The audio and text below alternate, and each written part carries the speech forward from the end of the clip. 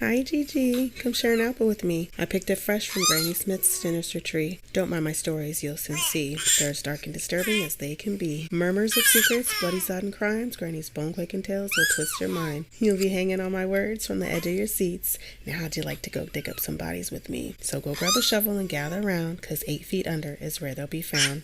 This podcast contains detailed discussions of real-life crimes, which may include descriptions of violence, sensitive subject matter, and other potentially distressing content.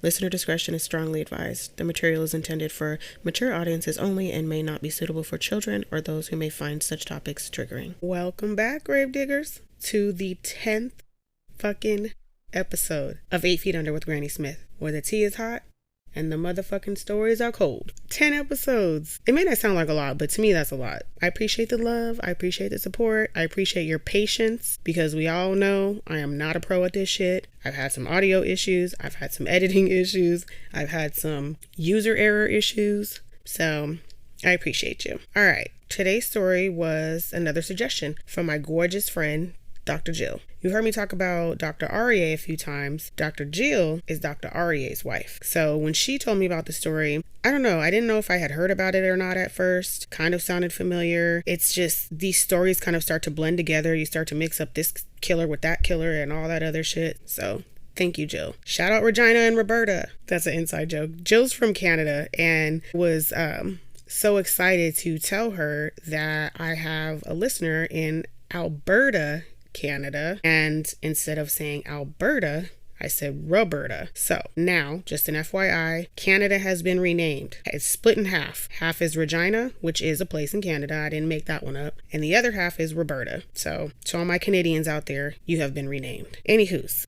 All right, let's get into this. Have you ever met somebody who seems like they're made of fucking Teflon? Like no matter what they do, nothing sticks. Even with whispers of crimes, accusations, investigations, all that shit just seems to slide right off. Today, we're talking about a man like that. I'm going to tell you about one of the strangest, coldest, twisted crime stories. A story involving enormous wealth, disappearances, mafia ties, severed body parts, disguises, a mute elderly woman who wasn't a fucking woman at all, and a microphone that caught a confession the killer never meant for anyone else to hear. Go grab those bedazzled shovels so we could dig 8 feet into the story of the shy, mumbling real estate heir, Robert Durst. Welcome to the Jinx murderer. Sources for today are a 2022 Associated Press article, a 2025 A&E article by Jillian Kramer, and the rest are in the show notes. So just a heads up, this story has so much fucking information, so many names, so many dates, so many places. So there's a little hopping around in the timeline, and it may seem like I repeat some stuff, but it's just more of like a reminder, a callback, because there's so much going on. Let's begin at the beginning. Long before the murders, before the trials, before the hot mic moment heard around the world, Robert Allen Durst was born on April 12th, 1943 in New York City. He was the oldest child of Seymour Durst, who was a powerful real estate figure in Manhattan, and his mother was Bernice Hairstein? You already know, I'm gonna mispronounce some shit. We go through this every time. Anyway, his family wasn't just wealthy. They were dynasty level rich. His grandfather, Joseph Durst, had come to the U.S. from what was then Austria-Hungary in 1902. Joseph started out as a tailor, but he had eventually became a real estate manager and developer, founding the Durst organization in 1927. By the time Robert was growing up, the Durst name was tied to skyscrapers and billions in property value. Robert had 3 younger siblings, Douglas, Tommy, and Wendy. But inside that big successful family, there was something much darker going on. When Robert was just 7 years old, his mother died after going off of the roof of their home in Scarsdale, New York. Officially, it was a suicide, but years later, Robert would say that his father had taken him to a window so that he could see her standing on the roof just before she jumped. In his telling of it, he witnessed the moment that shattered his world. His brother Douglas, however, has strongly denied that version of events. In a 2015, really, Stacey? Lord Jesus, take the wheel already.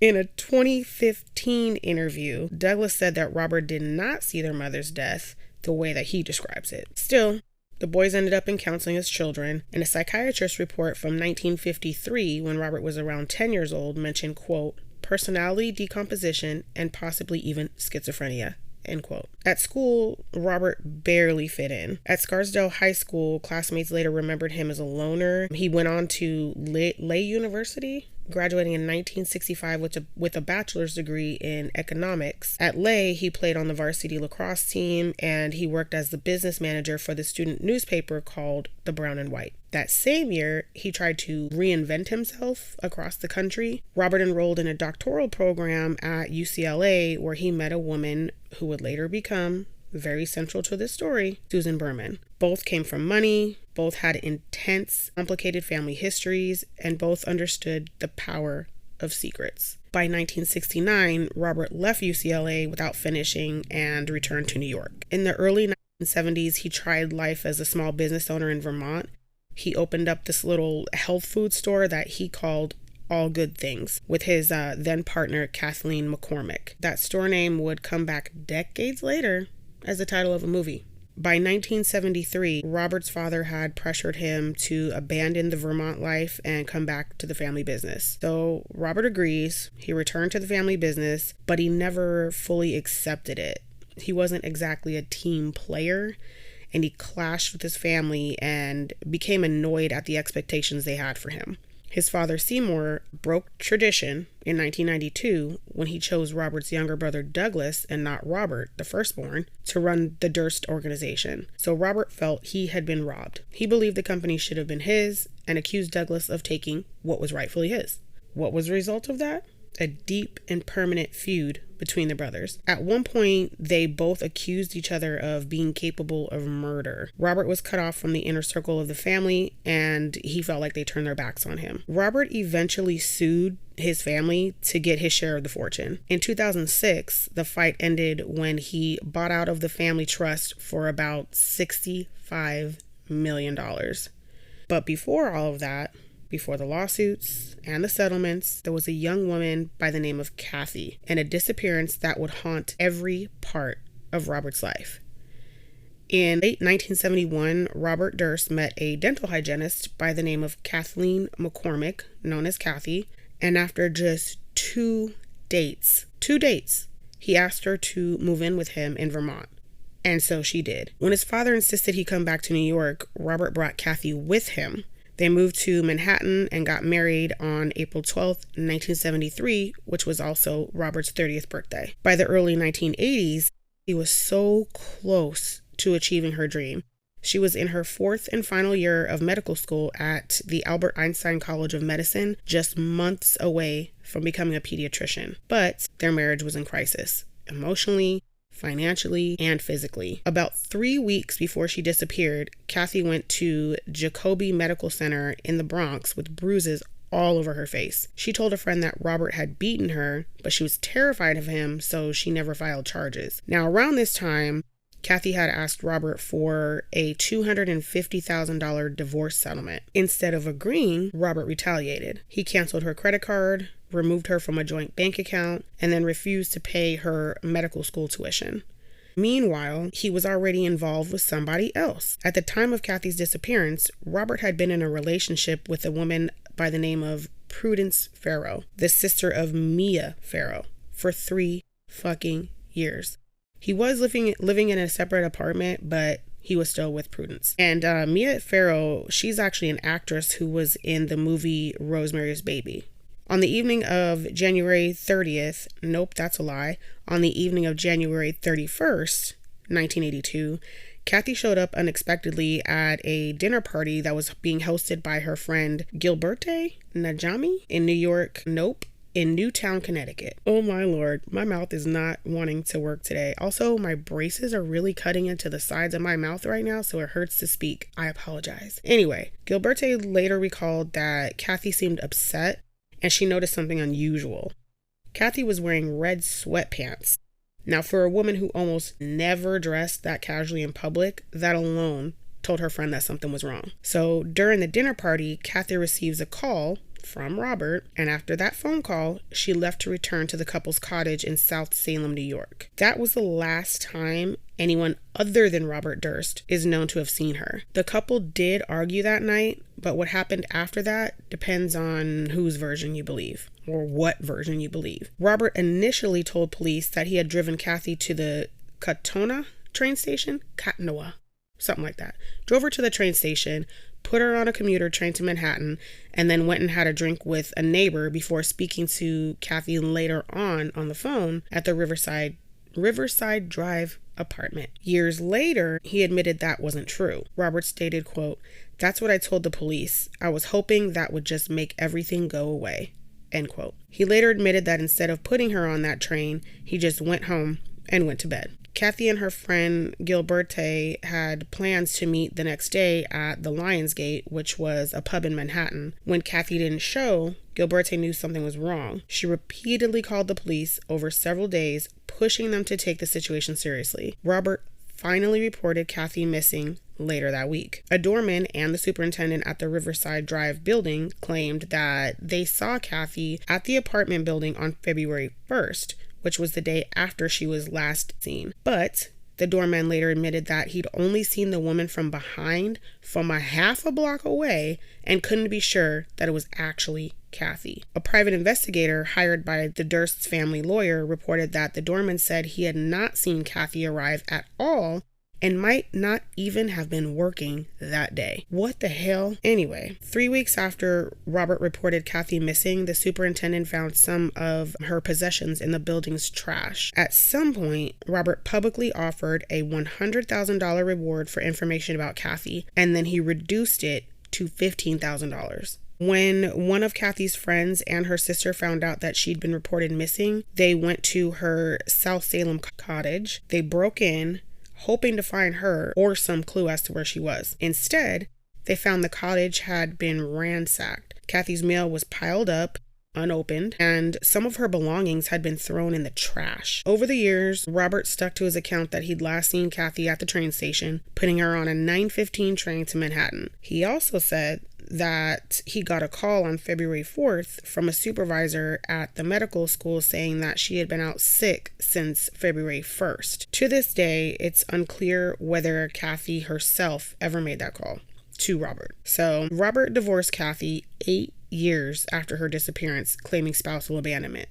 In 2016, Kathie's family asked a court to declare her legally dead. The request was granted in 2017. The date of her death was legally set to January 31st, 1982. Her mother, Anne McCormick, tried to sue Robert, accusing him of killing her daughter and denying her family the chance to bury her. Kathie's parents later died, but the siblings kept fighting. Her sister, Mary McCormick Hughes, has been very clear. She believes Robert Durst murdered Kathie. The New York State Police quietly reopened the criminal investigation in 1999. In August of 2019, a wrongful death suit by another sister, Carol Beaumonte, was dismissed as untimely.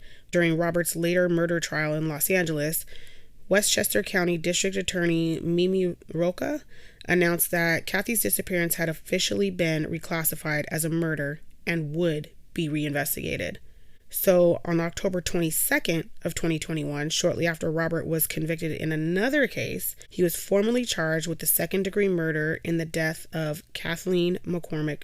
But before that, another death would change everything. The execution-style killing of Susan Berman. So let's talk about Susan. Susan Berman was more than just a friend. She was fiercely loyal, devoted, and intimately familiar with Robert's past, especially when it came to Kathie's disappearance. She was also the daughter of David Berman, who was a powerful organized crime figure who had controlled illegal gambling in Depression-era Minneapolis,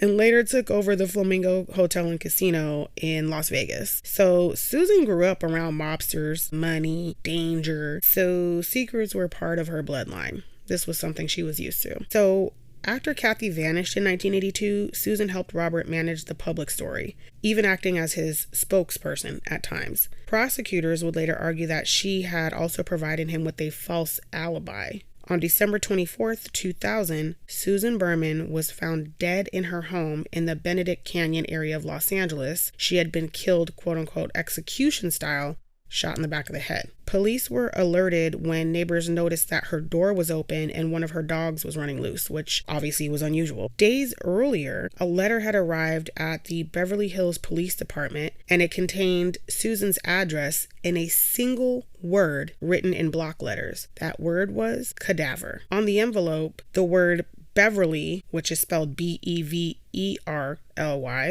was misspelled as Beverley. That's important later. During the film of the Jinx, Susan's stepson found a letter that Robert had written to Susan in 1999. That letter also misspelled Beverly Hills as Beverley space Hills. The handwriting on both envelopes appeared strikingly similar. Robert acknowledged sending Susan $25,000, and records show that she had received $50,000 from him in 2 payments not long before her death. He faxed the LAPD a copy of her 1982 deposition about Kathie, but when it came to sitting down for a formal interview about Susan's murder, he refused. In a 2005 deposition, he claimed that Susan had called him shortly before she died to say that the LAPD wanted to do an interview with her about Kathie. But analysts later cast doubt on whether such a call from the police was ever actually made. After being tipped off by his sister Wendy that Kathie's case had been reopened, Robert fled New York and moved to Galveston, Texas. There, he disguised himself as a mute woman to avoid attention. Kathie Scott had argued that Susan was killed because she knew too much about what happened to Kathie and that she posed a serious threat to Robert's freedom, so he killed her. So back to 2001, Robert was renting a room in a rundown Galveston boarding house where he disguised himself as an elderly mute woman, and he told people that his name was Dorothy and then mostly kept to himself. His neighbor there was Morris Black, who was a 70-year-old man described as gruff and confrontational. On October 9th, 2001, police in Galveston arrested Robert Durst after the dismembered body parts belonging to Morris Black were found floating in Galveston Bay. Black's torso and limbs were discovered inside of garbage bags, and his head was never recovered. That's giving me Dexter vibes. I don't know if you guys have watched Dexter or not. Spoiler alert if you haven't, but he chops up the bodies, puts them in trash bags, and dumps them into the water, into the ocean. So anyway, Robert was released on $250,000 bail, but he didn't stick around. Gee, what a shocker. He skipped a court hearing scheduled for October 16th, and authorities issued a warrant for his arrest, so now he's on the run. On November 30th, 2001, Robert was caught in a Wegmans supermarket in Bethlehem, Pennsylvania, after being stopped for trying to shoplift a newspaper, Band-Aids, and a chicken salad sandwich, even though he had about $500 in cash on him. Dude, what the fuck? Anyway, in his rental car, investigators found around $37,000 in cash, 2 guns, some marijuana, Morris Black's driver's license, and directions to the home of Gilberte Najami in Connecticut. Remember, that was the friend who had hosted that dinner party the night that Kathie showed up in the red sweatpants when right before she vanished. Now, while he was a fugitive, Robert made a little trip back to New York where he visited the driveway of his brother Douglas's home in Katona while he was armed. It didn't say he actually did anything. I don't know if he was just standing in the driveway holding a gun to intimidate him. I'm not really sure. Anyways, he hired a defense attorney, John Waldron, while he was in jail in Pennsylvania and was eventually extradited to Texas to stand trial for the Morris Black killing. So Robert went on trial in 2003 for the murder of Morris Black. The prosecution charged him with capital murder, and they did not offer any lesser options like manslaughter. Robert's defense lawyer, Dick DeGuerin, I don't know how to say that. Anyways, we'll call him Lawyer Dick for the rest of the episode. So Lawyer Dick prepared carefully. He even conducted 2 mock trials to test potential strategies. But communicating with Robert wasn't easy. So the defense team brought in a psychiatrist by the name of Dr. Milton Alschler. After about 70 hours of evaluation, the psychiatrist, Dr. Milton, diagnosed Robert with Asperger's syndrome, saying his whole life history is so compatible with the diagnosis of Asperger's disorder. The defense argued that this explained Robert's decision-making and social behavior. So Robert takes a stand, and he claims that Morris Black had discovered his true identity and had become a threat. He says that Black, who was described as, quote, a cranky and confrontational loner, end quote, had found Robert's .22 caliber target pistol, grabbed it, and then threatened him. So Robert testifies that during a struggle for the gun, it went off and shot Black in the face. Under cross-examination, Robert admitted that he then used a paring knife, 2 saws, and an axe to cut up Morris Black's body, bag the parts, and then dump them in Galveston Bay. Again, does that sound familiar? Dexter vibes on the disposal. Anyway, because Black's head was never found, prosecutors couldn't fully challenge Robert's version of how the shooting actually happened. There just wasn't enough evidence. So on November 11th, 2003, the jury acquitted Robert Durst of the murder. He walked out of that trial not guilty of killing Morris Black. On December 21st, 2004, he pled guilty to 2 counts of bail jumping and 1 count of evidence tampering for dismembering the body. Under a plea deal, he received a 5-year sentence with credit for time already served, meaning he only had about 3 years left. So Robert was paroled on July 15, 2005, under strict rules to stay near home unless he had permission to travel. That December, he returns to the Galveston boarding house where Morris Black had died, and then he went to a nearby mall without permission. At the mall, this dumbass runs into Judge Susan Chris, who had presided over his Texas trial. So because of the violation, Texas authorities ruled that he had broken the terms of his parole and sent his ass back to prison. He was released again on March 1st, 2006. Years later, in March 2015, Judge Chris would say about the way Black's body had been cut up, quote, "You could see that this person knew what they were doing, and it was not a first time. The body was cut perfectly, like a surgeon who knew how to use this tool on the bone and a certain kind of tool on that muscle. It looked like not a first time job. That was pretty scary," end quote. Private investigator Bobby Bacha has argued that Morris Black may have known Robert years earlier and might even have been tied to Kathie's disappearance. So, backing up again to the late 2000s, Robert Durst's story had everything that filmmakers dreamt about.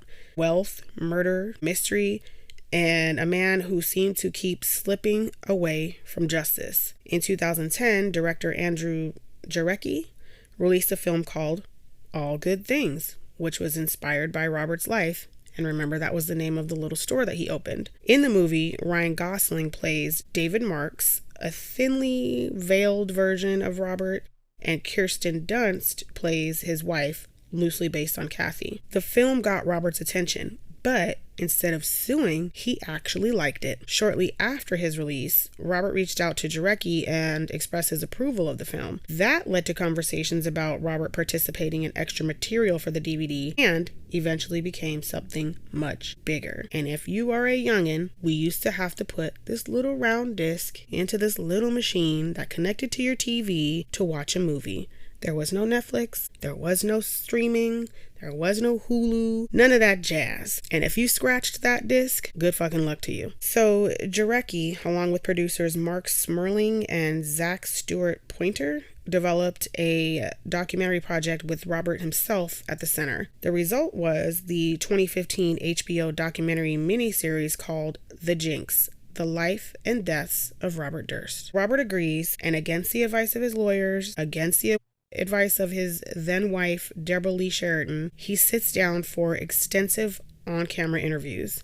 During the making of The Jinx, Susan Berman's stepson found an old letter from Robert to Susan. It had the same address format as the anonymous cadaver note that was sent to the Beverly Hills police and the same misspelling of the word Beverly. So filmmakers realized they may be holding on to some new, potentially incriminating evidence. So they turned the material over to the Los Angeles County District Attorney's Office. The FBI arrested Robert in New Orleans on the eve of the final episode of The Jinx. Now here comes the fucking scene heard around the world. Near the end of the series, after being confronted with the matching Beverly Hills handwriting, Robert goes to the bathroom, unaware that his microphone is still on. Viewers can hear him mumbling to himself, quote, "There it is, you're caught. You're right, of course, but you can't imagine the rest of them. I don't know what's in that house. I want this. What a disaster. He was right. I was wrong. I'm having difficulty with the question. What the hell did I do?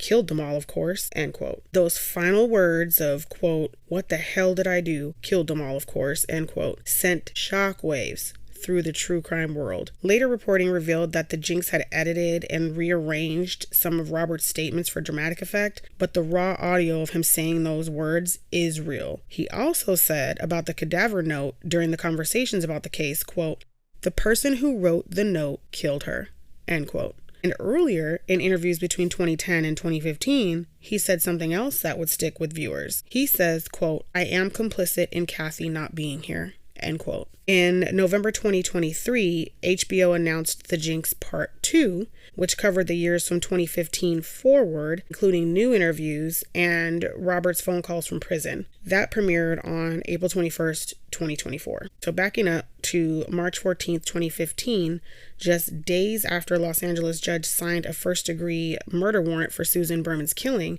Robert Durst was arrested by FBI agents at the Canal Street Marriott in New Orleans. He had checked into the hotel under the fake name Everett Ward. Agents had tracked him there after he had made a few phone calls to check his voicemail. The hotel staff said that they saw him wandering around the lobby muttering to himself. He had driven there from Houston 4 days earlier. When authorities searched his room and his belongings, they found a .38 caliber revolver loaded with 4 live rounds and 1 spent shell, about 5 ounces of marijuana, his birth certificate and passport, maps of Louisiana, Florida, and Cuba, a flesh-toned latex mask, a fake Texas ID, a new cell phone, and around $42,631 in cash. Investigators then followed a UPS tracking number they also found among his things, and that led to another package containing about $117,000 in cash and a pair of shoes,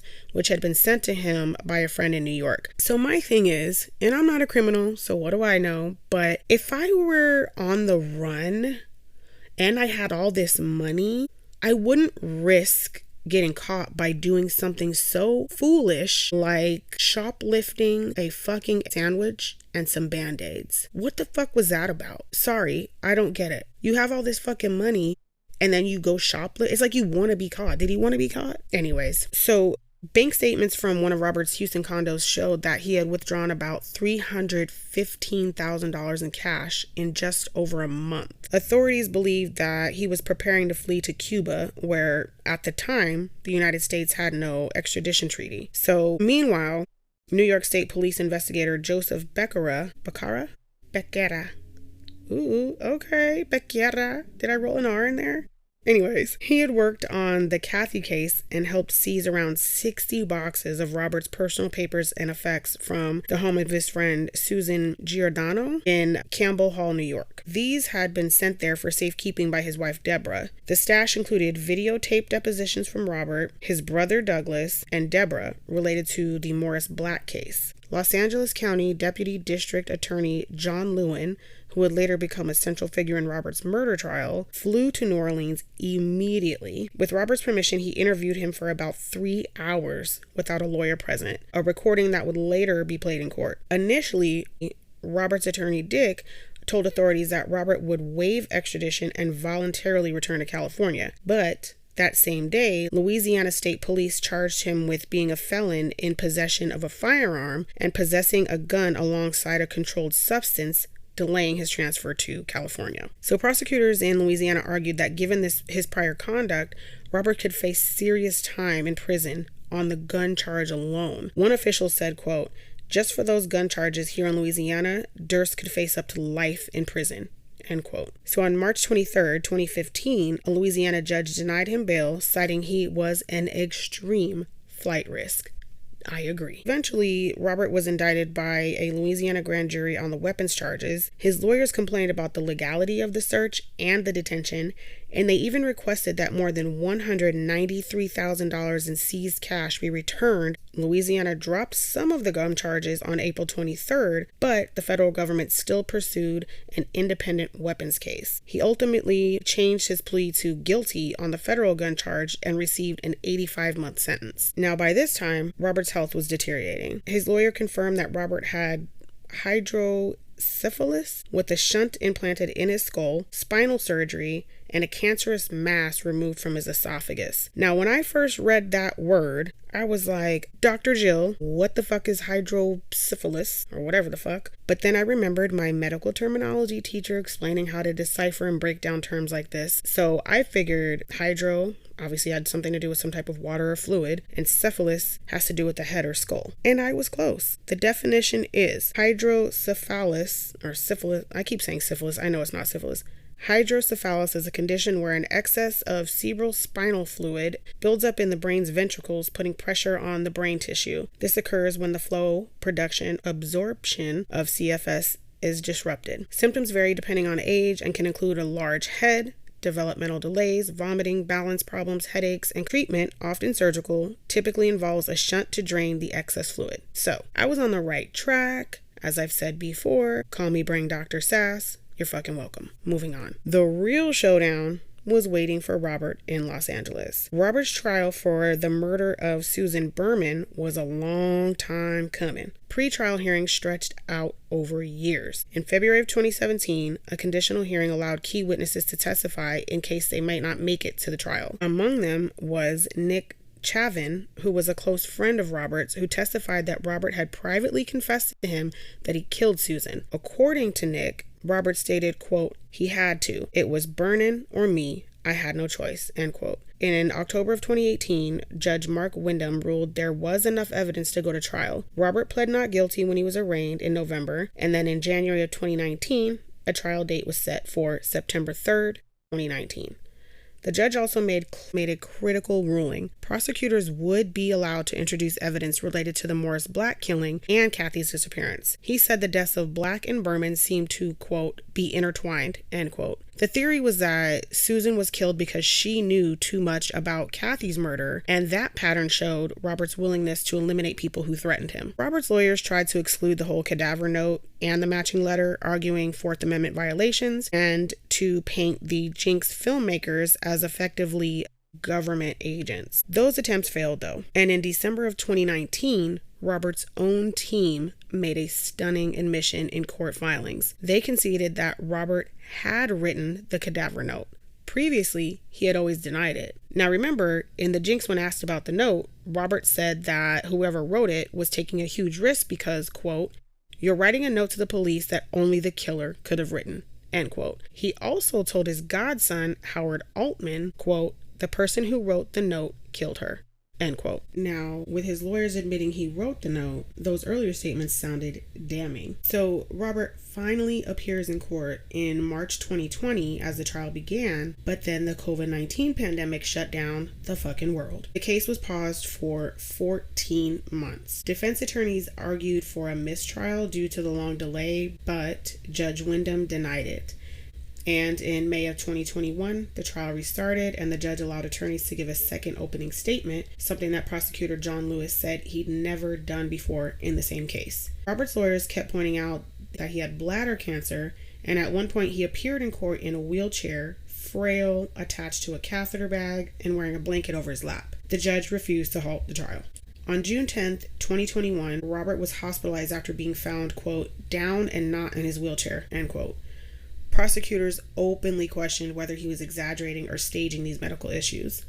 Lewin said Robert had talked in jail calls about faking dementia and getting a mistrial because of COVID-19. Prison doctors later determined that Robert could still appear in court, so the trial resumed on June 14th. On June 28th, Robert's brother Douglas took the stand. Under subpoena and clearly very uneasy, he testified that he genuinely feared Robert. He said, quote, he'd like to murder me. I hired security today. I have fear that my brother has threatened to kill me, and I have fear that he may have the means to do so, end quote. After 11 weeks of testimony, the prosecution rested. Their case leaned heavily on Robert's own words from the Jinx, from letters, from prison calls, and on his friends who said that Susan Berman admitted she helped cover up what happened to Kathie. The defense responds with an unusual expert named Elizabeth Loftus, who was known for her work on false memories. She suggested that decades-old recollections might be unreliable. Then came, perhaps, the riskiest move of all. Robert Durst takes a stand. He testifies for about 14 15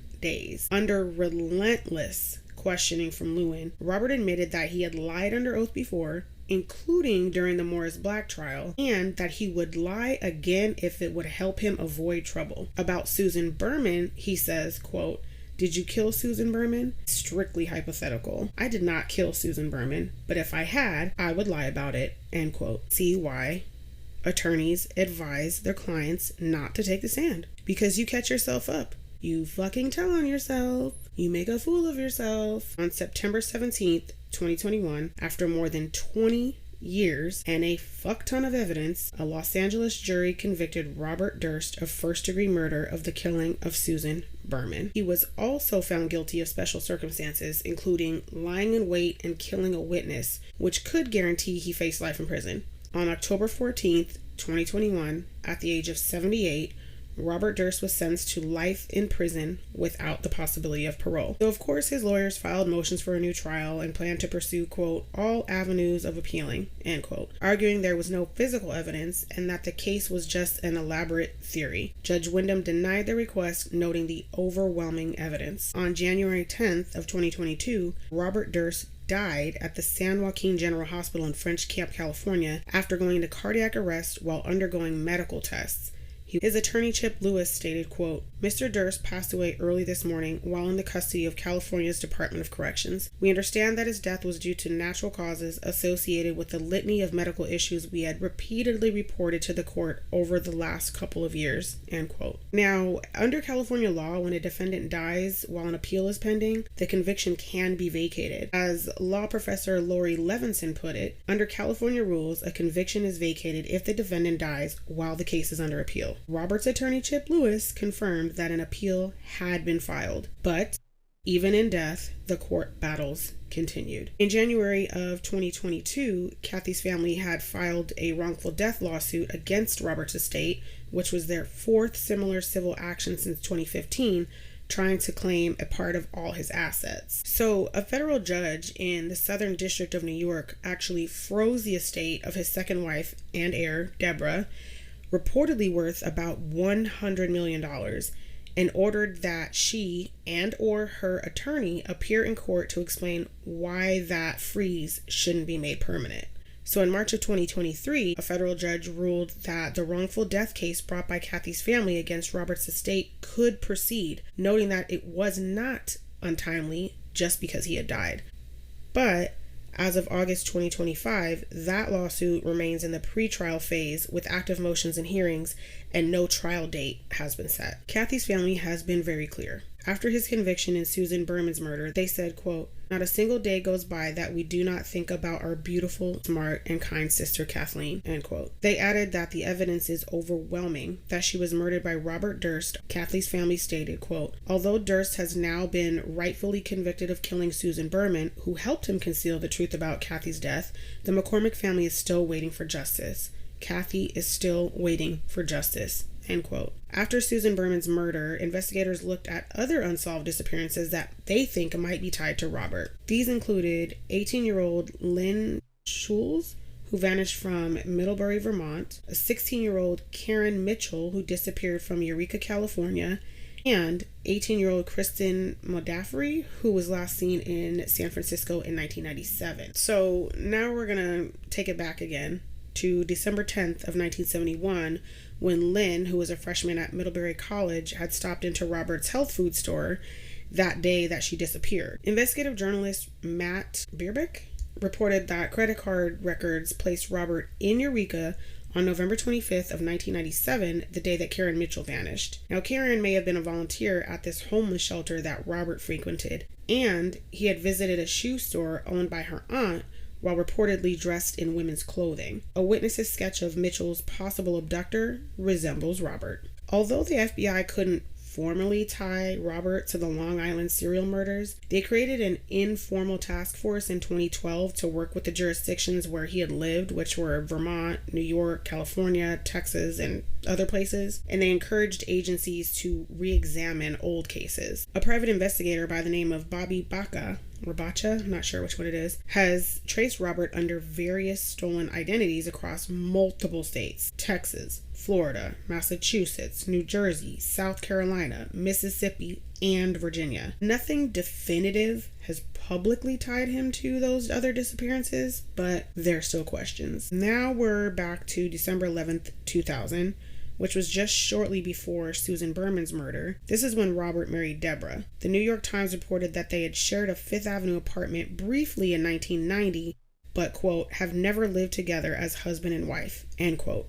Robert once told his sister Wendy that this was, quote, a marriage of convenience, end quote. And in a 2005 deposition, Robert explained, quote, I wanted Debbie to be able to receive my inheritance, and I intended to kill myself, end quote. When he was arrested for the Morris Black case in 2001, it was Deborah who wired that $250,000 bail money. She visited him in jail, discussed legal strategy, and then stayed involved with his affairs, at least for a time. Later, she reportedly distanced herself, especially when it came to the involvement of the Jinx filming. Friends said that by the time of his 2015 arrest, Deborah had not spoken to Robert since the documentary started airing in February. Now, despite still being married to Robert, Deborah was reportedly living with Stephen Holm, who was a real estate attorney who handled deals for both Deborah and Robert. When Holm died on October 17, 2019, some sources described Deborah as his wife. She later asked for a correction, saying that they were not married. After Robert's conviction in the Burnham case, a lawyer for Kathie's family sent a letter to Manhattan District Attorney Cyrus Vance Jr. saying the marriage between Robert and Deborah was a sham designed to facilitate financial crimes,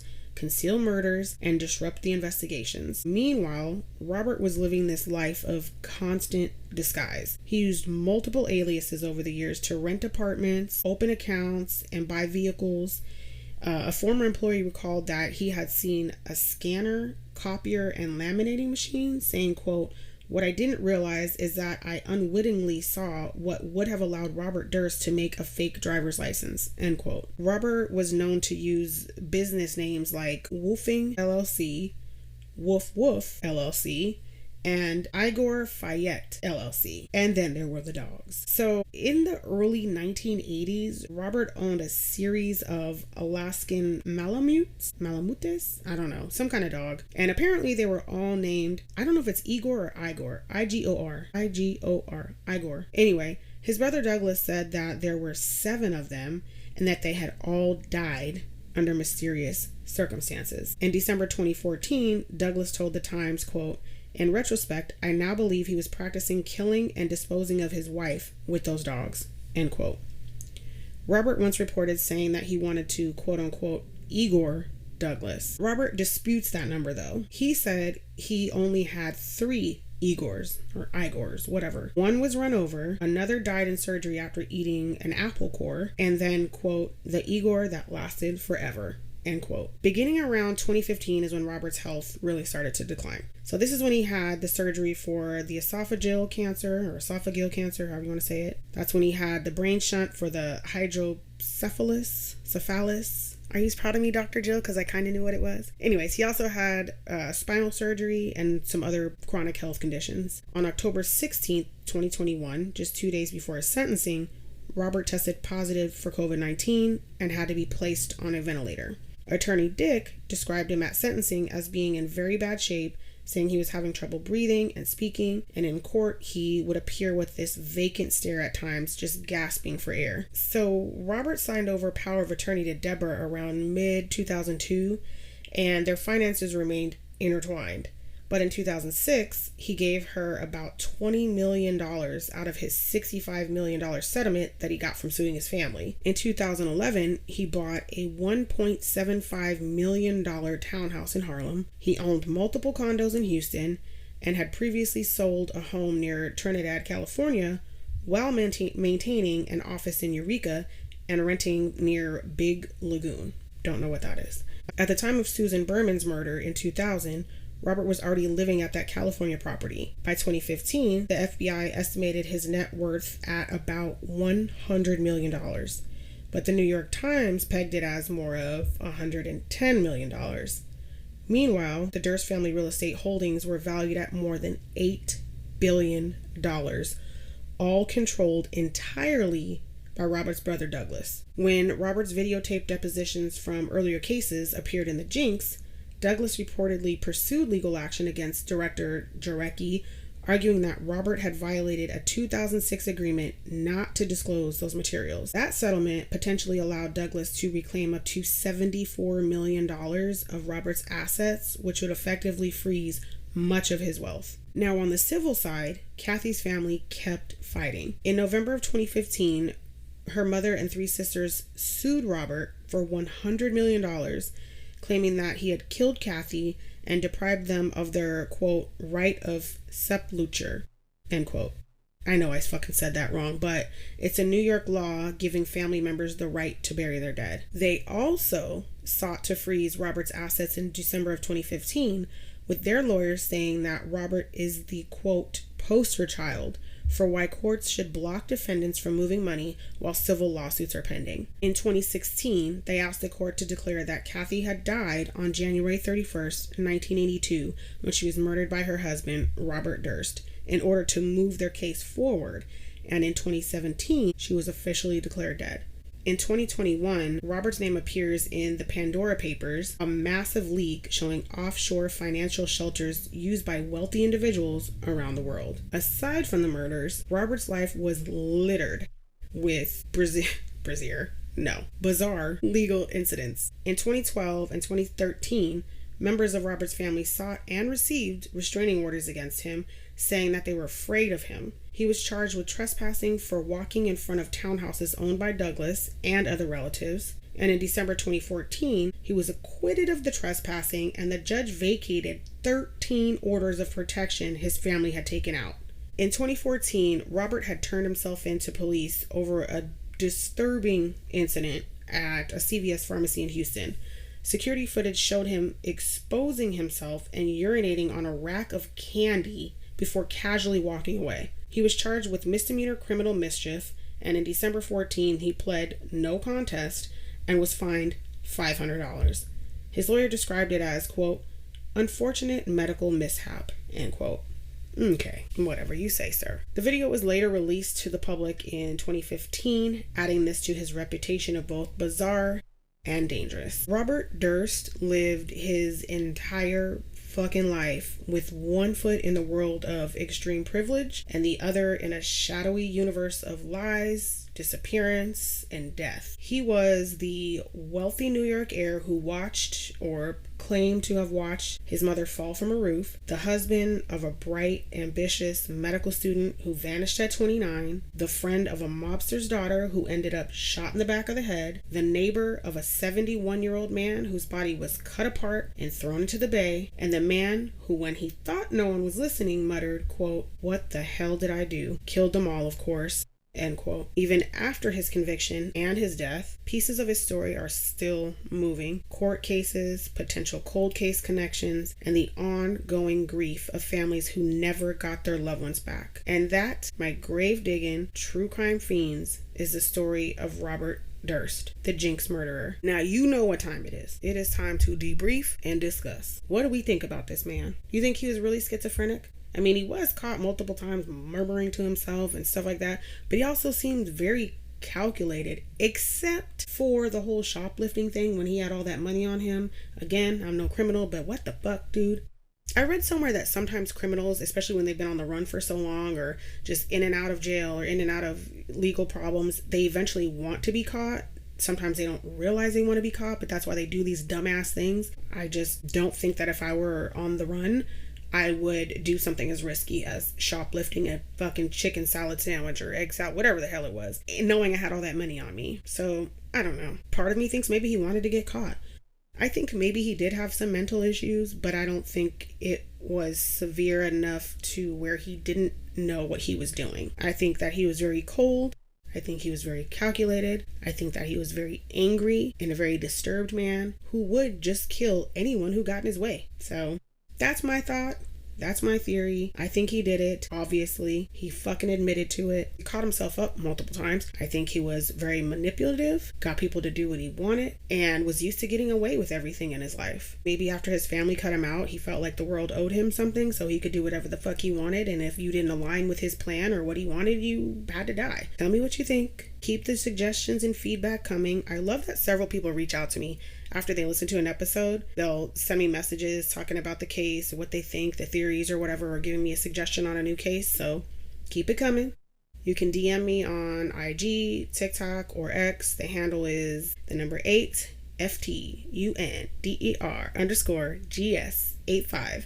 That one was for you, Val. She likes when I say it that way. But until next crime, stay safe, stay curious, and remember, an apple a day keeps the motherfucking murders away. Goodbye.